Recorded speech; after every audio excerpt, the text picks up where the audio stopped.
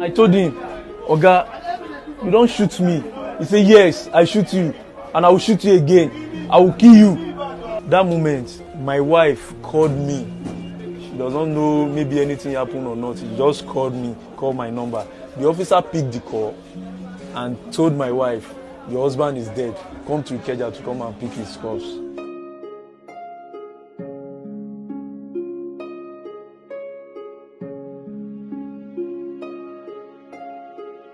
My name is Salau Quadri Adeyemi, popularly known as Wale Balogun. I'm a clearing agent. I work in Apapa. I'm a custom licensed clearing agent.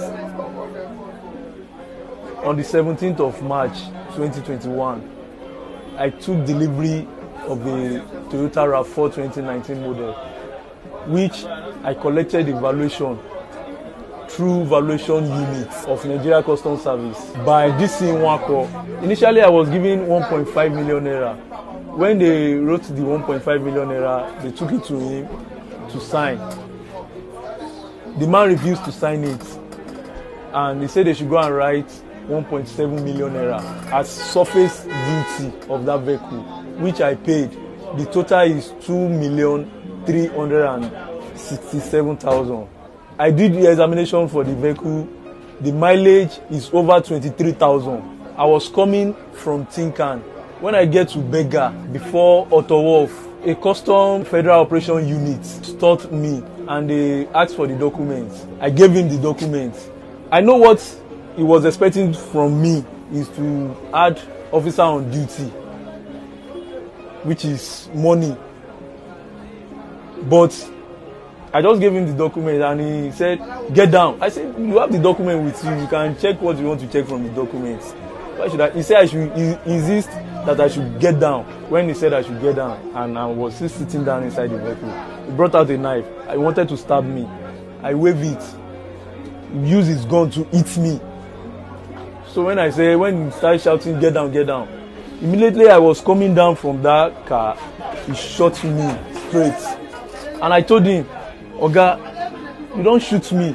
He said, yes, I shoot you. And I will shoot you again. I will kill you. So then, I was trying, with the gunshot, people were coming. And immediately I was trying to crawl from that place. He dragged me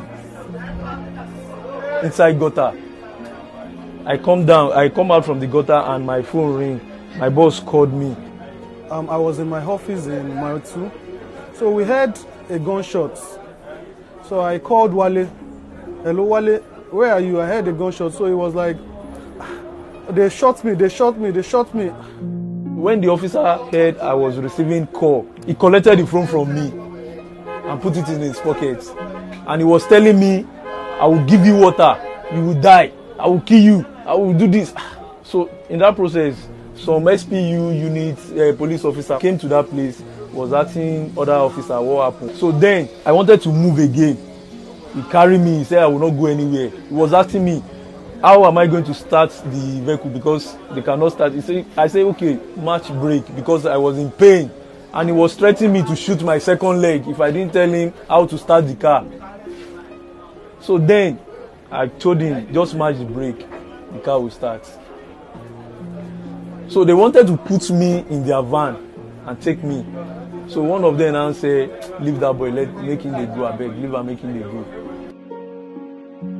On that fateful day, I was at the office and I had the conversation. Then I went downstairs, I took bike. On getting there, I saw a lot of custom there. They were shooting like, I was trying to go close. An officer met me like, if you come close, I go shoot you.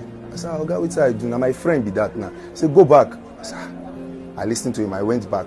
Later on, I noticed he crossed to the other side. Then I went close to Wale. I saw him on blood. He was shot at the leg. He was on ground. His clothes was torn and everything. Like, I was so sad. Like, what's going on? Then I have to stop bike. I took him to the hospital, close to Kiri town.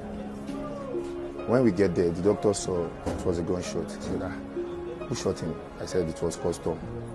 He didn't request for police report, but he do mention it like he's going to treat him, but we'll get the police report later. He took him to the theater. I was at the theater with him. He went through the injuries. There was no scratches on the bone. On my way going to the hospital, his wife called me. Hello, sir, where's my husband? My husband, I want to talk to my husband. My husband, she was crying, really crying. So I was like, I said, your husband is fine. There's nothing wrong, he's fine, he's okay. But she was crying, insisting she wants to talk to her husband. So when I got to the hospital, I saw Wale. I was like, Wale, did you call your wife? He said, no. I said, she's insisting, she's crying seriously that she wants to see her husband, she wants to talk to her husband, that she's on her way to the hospital. So, and she got to the hospital crying seriously. She bagged her baby, she has a small baby. So when she got to the hospital, I was asking her, what happened? How did you get here? How did you know what happened? And she was like, she called her husband's phone, that someone picked it and said, they have killed your husband, come and carry your husband's corpse. So hearing that, I was like, okay. I took her to her husband. She saw her husband, she was crying. Her husband even asked her, what happened? That, why are you crying? I'm fine, I'll be okay, you know. That same day, in the hospital, I saw the DPO Trinity police station.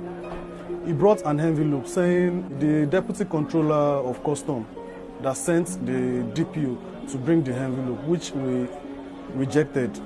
But later in the day, I went back to the DPO to get the envelope after asking our colleagues and other people about it.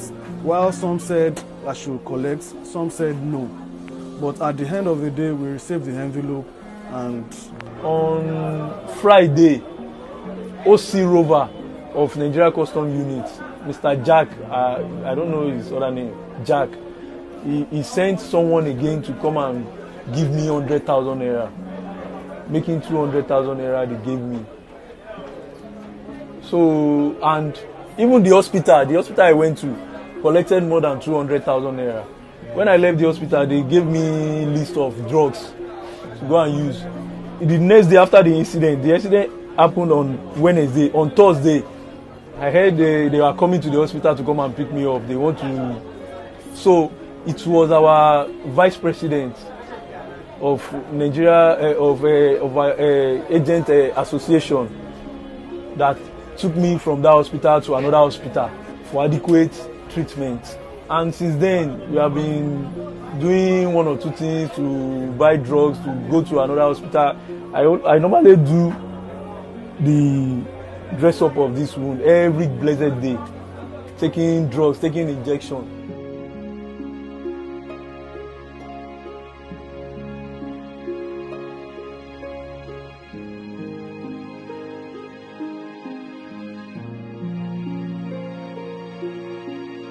I saw some news that the PPRO of Customs said I was dragging gun with the officer. Why will I drag gun with him? And if the officer can come out and say I drag gun with him, let us go and do fingerprints. Maybe my hand will be on the gun. And after that time, they go away with the car. Up to now, nothing has happened. I didn't hear anything from them. Nobody called me. They did not call me. They did not even talk anything about my health. This, our industry, this work I'm doing, if you are not there, you are not there. If people are seeing you, they can say, okay, oh, come and take this, come and do this, come and do that. But I cannot do anything. I can't be going everywhere with crutches. And as a family man, I can't be sitting down at home. For how long will I be doing that? I've never experienced anything like gun in my life before. So if I should tell you the pain I'm going through now,